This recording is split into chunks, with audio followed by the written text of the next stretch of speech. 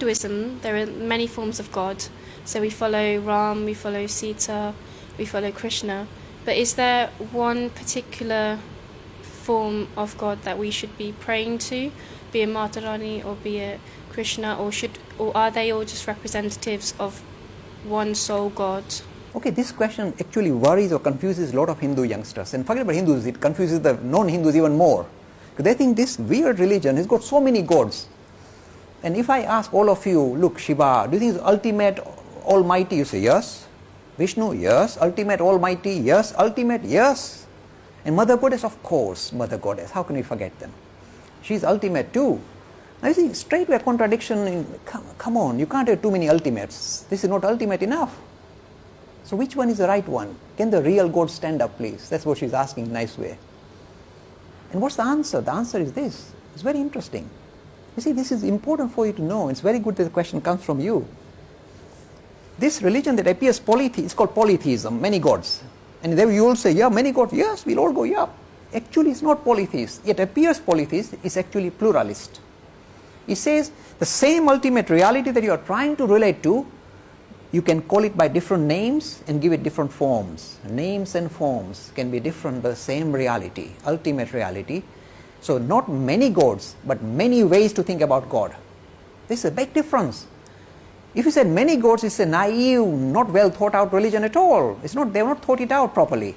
When I say many ways to think about God, that's grand, it's majestic. It allows different individuals to relate to the idea of spirituality in his own individual mode. So a different group will say, oh, we love Krishna, okay, sing his glory. Oh no, we like Shiva. Go for it, my friends. The way you are relating to the ultimate is through the name and form of Shiva. Go for it. This is the answer. The name the Hindus give the comprehensive idea of God is, you'll be surprised, is Brahman. Now the word Brahman, there is no person, like Brahma is a different person, not Brahma. We're talking Brahman, Brahma. And the word Brahma means spirit, not as a person at all, but as a principle that underpins reality. They said the whole of this creation is nothing but an expression of this principle. Look, not a person, principle that becomes visible, manifested as the world that we see in front of us. And the same principle, Brahman, becomes more visible, becomes clearer as living things, and the most clearest vision of this Brahman, this principle, is humanity, men and women. That's why I said you are the clearest manifestation of God on earth. Where else will you find your God? He is lighting you up. Not you, everybody.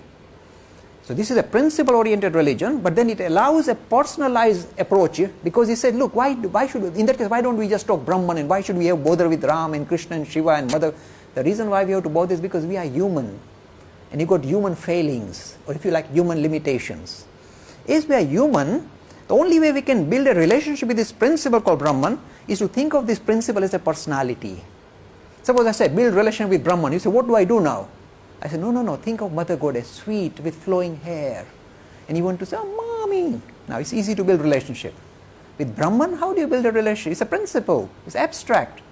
When you turn that principle into a personality, then you can build friendship, relationship, like a mother figure, father figure, friend. See, the Hindu religion is the only one that allows you to think of God in a variety of different ways. Not just father in heaven, like Christianity. Mommy in heaven. Why not mommy? Mommy is a sweeter, kinder, cuddlier, less hairy than daddies.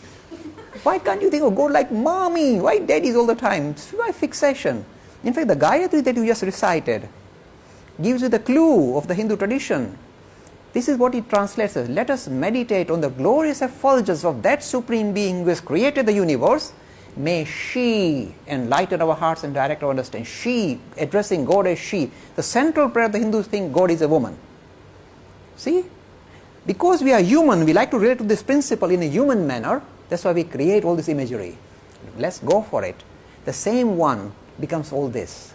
People say, how do you reconcile principle and personality? This is how we reconcile. It's like ice and water. Water is fuzzy, no shape, nothing, it's just fuzzy. When you freeze it, it can take on different forms.